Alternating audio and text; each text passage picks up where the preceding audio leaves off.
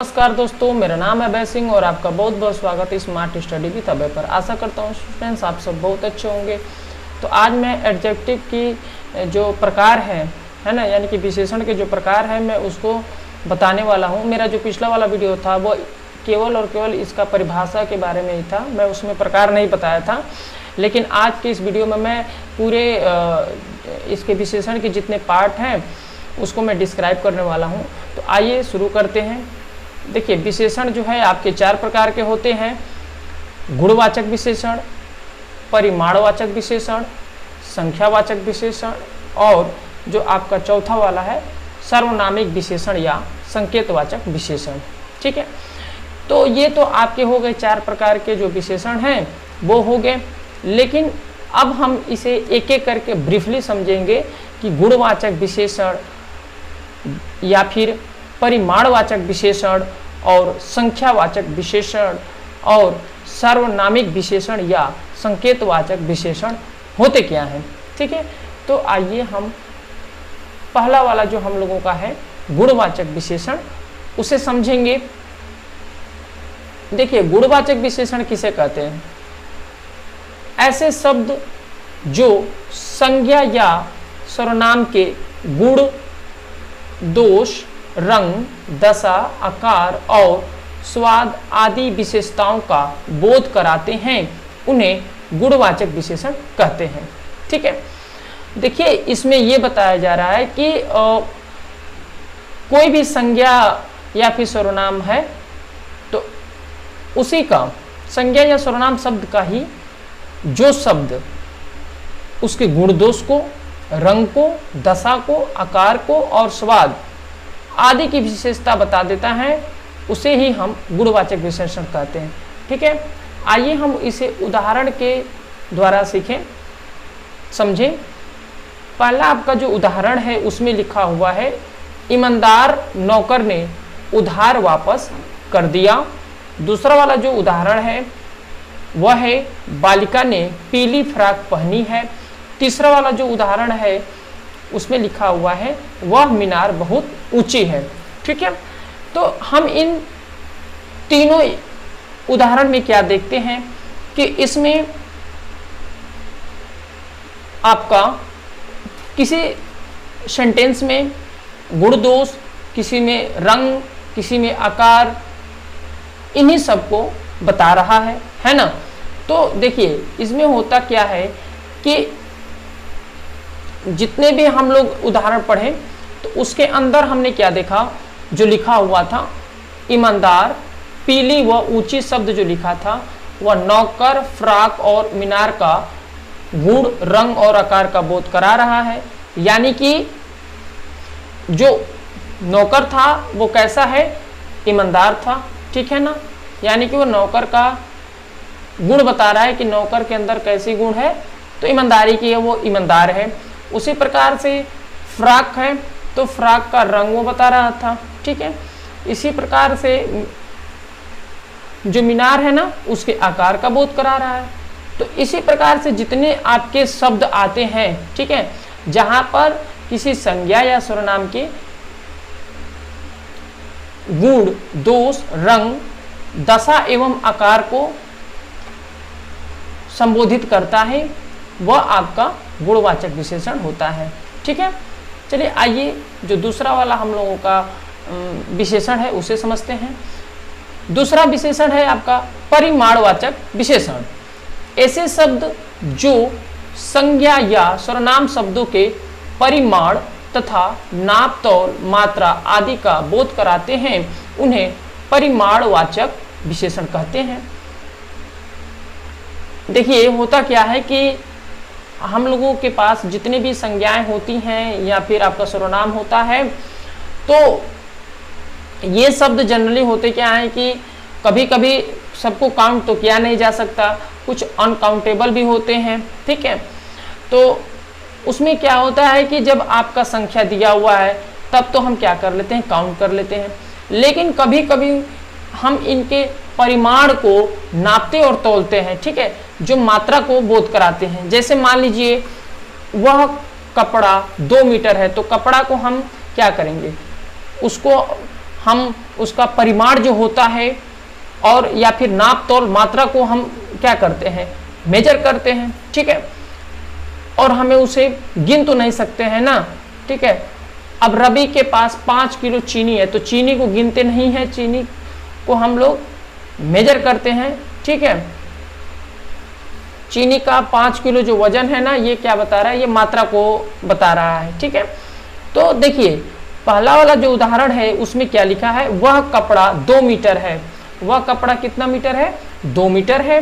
दूसरा वाला जो उदाहरण है उसमें लिखा है रवि के पास 5 किलो चीनी है, और तीसरा वाला उदाहरण है उसमें लिखा हुआ है गाड़ी में 2 लीटर पेट्रोल डलवा लेना, ठीक है। तो हम पहले वाले उदाहरण में देखते हैं तो यहाँ पर लिखा है 2 मीटर, दूसरे वाले उदाहरण को हम देखते हैं तो इसमें लिखा हुआ है 5 किलो चीनी, तीसरे वाले उदाहरण में हम देखते हैं तो इसमें लिखा हुआ है 2 लीटर पेट्रोल। तो ये सब क्या है, 2 मीटर, 5 किलो, 2 लीटर पेट्रोल, ये सब क्या है, ठीक है। देखिए ये सब के सब ऐसे शब्द हैं जो कि इस सेंटेंस में संज्ञा या सर्वनाम आए हुए हैं, उसका ये क्रमशः परिमाण को यानी कि नाप तौल और मात्रा का बोध करा रहे हैं, अतः ये क्या है, परिमाणवाचक विशेषण है। ओके, देखिए परिमाणवाचक विशेषण आपके 2 प्रकार के होते हैं, ठीक है। पहला आपका होता है निश्चित परिमाणवाचक विशेषण। इसमें क्या होता है, देखिए जो शब्द संज्ञा या सर्वनाम शब्दों के निश्चित नाप तथा तौल का बोध कराते हैं उन्हें निश्चित परिमाणवाचक विशेषण कहते हैं, ठीक है। यानी कि कोई भी संज्ञा या सर्वनाम शब्द है तो उसके निश्चित नाप तथा तौल का बोध करा दे जो शब्द, वही आपका निश्चित परिमाणवाचक विशेषण कहते हैं, ठीक है। तो हम इसे उदाहरण के द्वारा समझेंगे एक एक करके। आइए समझते हैं। जैसे हम लोगों के पास उदाहरण है, यहाँ पे मैं लिखा हूं वह 5 किलो आटा लाई, और दूसरे वाला जो उदाहरण है उसमें लिखा हुआ है वह 2 लीटर दूध लेकर आएगी, ठीक है। तो इसमें पहला वाला जो उदाहरण था उसमें लिखा है 5 किलो आटा, और दूसरे वाले उदाहरण में लिखा है 2 लीटर दूध। तो 5 किलो आटा और 2 लीटर दूध से हमें क्या पता चल रहा है, इसमें हमें ये पता चल रहा है कि वो जितना आटा लाई है उसका हमें करेक्ट जो वेट है वो मुझे पता है, ठीक है, कि वह 5 किलो है, ठीक है। और उसी प्रकार से दूसरे वाले में क्या है कि जो दूध है वो कितना लीटर है, तो 2 लीटर दूध है, यानी कि ये एक्यूरेट क्वांटिटी को बता रहा है, इसीलिए ये आपका निश्चित परिमाणवाचक विशेषण हो गए। और दूसरा वाला आपका ख वाला पार्ट है, इसी में वह होता है अनिश्चित परिमाणवाचक विशेषण, ठीक है। देखिए जो शब्द संज्ञा या सर्वनाम के निश्चित नाप तथा तौल का बोध नहीं कराते हैं उन्हें अनिश्चित परिमाणवाचक विशेषण कहते हैं। जैसे राम ने थोड़ी सी खीर खाई, उसे अधिक दूध दे दीजिए, यानी कि इसमें हमें क्लियर पता नहीं चल रहा है कि जो आपका राम है वह कितना खीर खाया है, और उसी प्रकार से उसे अधिक दूध दे दीजिए, यानी कि अधिक और थोड़ी सी, ये क्या है, अस्पष्ट शब्द हैं, यानी कि ये क्लियर नहीं कर पा रहे हैं, ठीक है, कि एग्जैक्ट में जो मात्रा है वो कितना है, ठीक है। इसीलिए ये क्या हो गए, ये सब जो है आपके अनिश्चित परिमाणवाचक विशेषण हो गए, ठीक है। आइए हम नेक्स्ट चलते हैं तीसरे वाले विशेषण पे। तीसरा वाला जो हम लोगों का विशेषण है वो है आपका संख्यावाचक विशेषण। ये क्या होता है आपका, मैं आपको बता दूं, ऐसे शब्द जो संज्ञा या सर्वनाम शब्दों की संख्या का बोध कराते हैं उन्हें संख्यावाचक विशेषण कहते हैं, ठीक है। यानी कि ऐसे विशेषण हो गए जो आपका संज्ञा या सर्वनाम लिखा है तो उसका ये नंबर को बता दें, संख्या को बता दें कि यह कितने संख्या में वह वस्तु या फिर जो आपके संज्ञा सर्वनाम है वो कितने संख्या में है, ठीक है। तो जो बता देता है ना वही आपका संख्यावाचक विशेषण कहलाता है, ठीक है। अब इसे हम उदाहरण के द्वारा समझेंगे। पहले वाला उदाहरण में लिखा हुआ है उसके पास 2 कारें हैं, और दूसरे वाले उदाहरण में लिखा है राम के पास कुछ किताबें हैं, और तीसरे वाले उदाहरण में लिखा है राधा के 7 भाई हैं। तो हम ये तीनों उदाहरण में देखते हैं कि उसके पास 2 कारें हैं, तो 2 कार पहले वाले उदाहरण में, दूसरे उदाहरण में लिखा है कुछ किताबें, तीसरे वाले उदाहरण में लिखा है राधा के 7 भाई, ठीक है। तो ये जितने भी आपके उदाहरण हम लोग देखे हैं, जैसे कि आपका पहला वाले में लिखा था 2 कार, दूसरे वाले में कुछ किताबें, तीसरे वाले में लिखा है 7 भाई, ये सब के सब क्या है, क्रमशः ये कुछ न कुछ संख्या का बोध करा रहे हैं। ये शब्द है ना, तीनों उदाहरण में जो लिखा हुआ है कि 2 कारें, कुछ किताबें, 7 भाई, ये सब क्या है, ये सब कुछ न कुछ आपके जो संज्ञा या सर्वनाम हैं उनके संख्या का बोध करा रहे हैं, ठीक है। इसीलिए ये क्या हो गए, संख्यावाचक विशेषण होते हैं, ठीक। अब देखिए संख्यावाचक विशेषण भी 2 प्रकार का होता है। संख्यावाचक विशेषण भी आपका 2 प्रकार का होता है। पहला वाला आपका होता है, देखिए पहला वाला होता है निश्चित संख्यावाचक विशेषण, और दूसरा वाला होता है अनिश्चित संख्यावाचक विशेषण। अब इसे हम समझेंगे कि क्या होता है निश्चित संख्यावाचक विशेषण और अनिश्चित संख्यावाचक विशेषण क्या होते हैं। तो पहला वाला जो क है आपका वो है निश्चित संख्यावाचक विशेषण।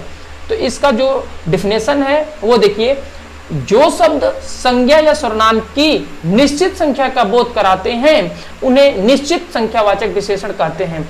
यानी कि जो आपका संज्ञा या सर्वनाम है ना उसके एग्जैक्ट नंबर को जो बता दे वही आपका निश्चित संख्यावाचक विशेषण हो गया, ठीक है। जैसे मान लीजिए यहाँ पर लिखा है उदाहरण के लिए, कविता के पास 2 कंप्यूटर हैं, उसके पास 5 चिड़िया है। यानी कि कविता के पास कितने कंप्यूटर हो गए, 2। तो ये हमारा जो लिखा हुआ है, जो 2 लिखा हुआ है 2, ये आपका क्लियर बता दे रहा है ना कि उसके पास कितने कंप्यूटर हैं, ठीक है।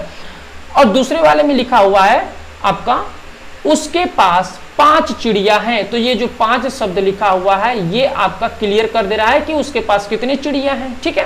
तो यानी कि ये जो 5 लिखा है, ये जो 2 लिखा है, ये शब्द आपके क्या कर रहे हैं, निश्चित संख्या का बोध करा रहे हैं इन वाक्यों में, ठीक है। इसीलिए इन्हें क्या बोला जाता है, निश्चित संख्यावाचक विशेषण। अब देखिए ख वाला जो है इसी में वह है अनिश्चित संख्यावाचक विशेषण। ये क्या होता है, देखिए जो संज्ञा शब्द या सर्वनाम की निश्चित संख्या का बोध नहीं कराते हैं उन्हें अनिश्चित संख्यावाचक विशेषण कहते हैं, ओके। इसमें होता क्या है कि जैसे आपका जो संज्ञा या सर्वनाम है ना वो क्या करता है कि उसके संख्या का ना निश्चित बोध कराता ही नहीं है, ठीक है। इसीलिए हम इसे अनिश्चित संख्यावाचक विशेषण कहते हैं, ओके। आइए देखिए हम इसे उदाहरण के रूप में समझेंगे।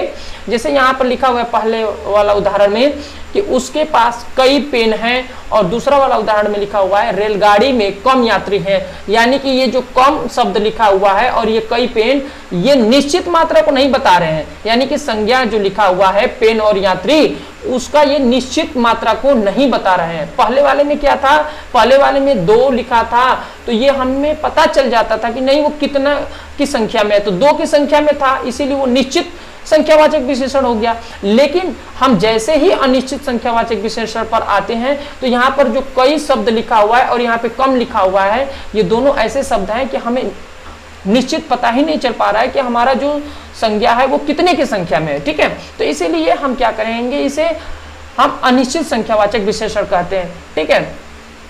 अब देखिए संख्यावाचक और परिणामवाचक विशेषण में, माफ करिएगा यहाँ पर लिखा हुआ है संख्यावाचक और परिमाणवाचक विशेषण में अंतर, ठीक है। अंतर क्या होता है, जिन वस्तुओं की गिनती हो सकती है उनके लिए संख्यावाचक विशेषण का प्रयोग होता है। जिन वस्तुओं की गिनती नहीं हो सकती, केवल नापा या तौला जाता है, उन्हें परिमाणवाचक विशेषण का प्रयोग होता है, ठीक है, उनके लिए, ठीक है। यानी कि ये बोला जा रहा है कि जैसे मान लीजिए आपका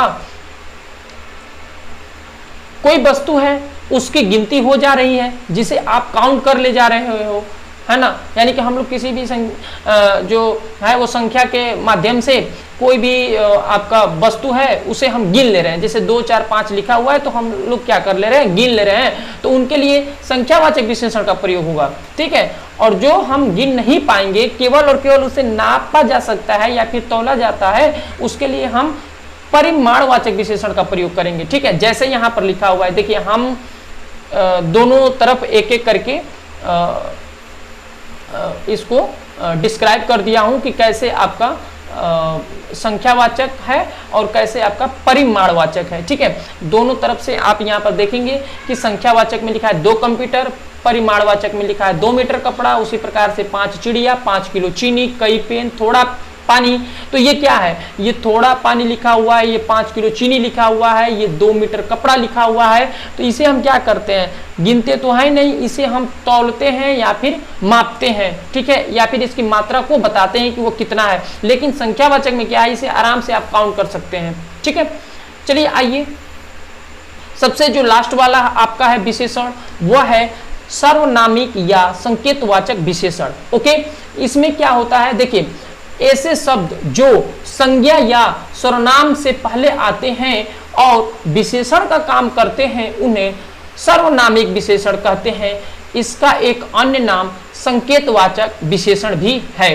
ठीक है, देखिए यहां पर यह कहा जा रहा है कि जो शब्द हैं वो आपके संज्ञा या सर्वनाम से पहले आ जाए और वही विशेषण का काम करने लगे, तो वही आपका सर्वनामिक या संकेतवाचक विशेषण कहलाता है। ठीक है, जैसे यहां पर लिखा हुआ है उदाहरण के रूप में, पहला वाला यह बस कानपुर जाएगी, दूसरा वाला लिखा हुआ है वह लड़का चित्र बनाएगा। तो हम इसमें क्या देख रहे हैं, हम इसमें यह देख रहे हैं कि यह जो बस लिखा है, तो बस से पहले क्या आ रहा है, यह शब्द, और लड़का से पहले इसमें क्या आ रहा है, दूसरे वाले उदाहरण में वह शब्द, यानी कि यह और वह जो आ गया शब्द, ये दोनों क्या है, उस वाक्य के लिए सर्वनामिक या संकेतवाचक विशेषण हो गए, क्योंकि ये संज्ञा से पहले आए हैं और यही क्या है, विशेषता बता रहे हैं उनके, है ना, इसीलिए ये सर्वनामिक विशेषण हो गए। ठीक है, अब इसमें देखिए होता क्या है, जैसे कि आपका यह बस कानपुर जाएगी और दूसरे वाले में लिखा है वह लड़का चित्र बनाएगा, यानी कि लड़का से पहले वह आया है और बस से पहले यह आया है, यानी कि और कोई बस नहीं जाएगी, यह बस ही जाएगी कहां, कानपुर, और उसी प्रकार से वह लड़का चित्र बनाएगा। दूसरे लड़के की बात नहीं किया जा रहा है, वह लड़के का बात किया जाए, यानी कि वह और यह, ये दोनों के दोनों शब्द आपके संज्ञा से पहले आ गए हैं और यही विशेषता या फिर उसको संकेत कर रहे हैं, यानी कि ये संकेत दे रहे हैं कि यही बस का होगा, आपका कानपुर जाएगा। ठीक है, तो ये आपके संख्या सर्वनामिक या संकेतवाचक विशेषण हो गए। ठीक है, अब देखिए यहां पर लिखा हुआ है सर्वनाम या सर्वनामिक विशेषण में अंतर। सर्वनाम का प्रयोग संज्ञा के स्थान पर किया जाता है, परंतु सर्वनाम शब्द संज्ञा शब्द की विशेषता प्रकट करे तो वह सर्वनामिक विशेषण कहलाता है। जैसे सर्वनाम में लिखा हुआ है यह कहां जाएगी, ठीक है, लेकिन अब यहां पर देखिए कोई आया है, लेकिन सर्वनामिक विशेषण में क्या होता है, यह बस कानपुर जाएगी, तो ये आपका बस से पहले आपका आ गया यह शब्द, तो यही आपका क्या हो गया, संकेतवाचक या फिर सर्वनामिक विशेषण। ठीक है, अब देखिए विशेषणों की तुलना, अब विशेषणों की तुलना जो है, तुलना की दृष्टि से इनकी 3 अवस्थाएं होती हैं। ठीक है, मूलावस्था, उत्तरावस्था और उत्तमावस्था। ठीक है, जैसे देखिए यहाँ पे मूलावस्था में उच्च लिखा है तो उत्तरावस्था में उच्चतर हो जाता है, उसी प्रकार से उत्तमावस्था में आपका उच्चतम हो जाएगा। फिर मूलावस्था में सरल लिखा है तो उत्तरावस्था में आपका सरलतर हो जाएगा और उत्तमावस्था में आपका सरलतम हो जाएगा। ठीक है, तो इसी प्रकार से आपका यहाँ पे तीनों के तीनों आपके जो अवस्थाएं हैं विशेषण के वो मैं मेंशन कर चुका हूं, यहाँ पे आप देख सकते हैं अच्छे से। आई होप कि आपको सब कुछ अच्छे से समझ में आ गया होगा। फिर भी आपको कोई दिक्कत होती है तो आप हमें कमेंट्स करके कुछ भी पूछना है तो पूछ सकते हैं, और मेरे सारे वीडियो के अपडेट्स को पाने के लिए चैनल को लाइक, सब्सक्राइब और शेयर करना ना भूलें। तब तक के लिए थैंक यू एंड जय हिंद।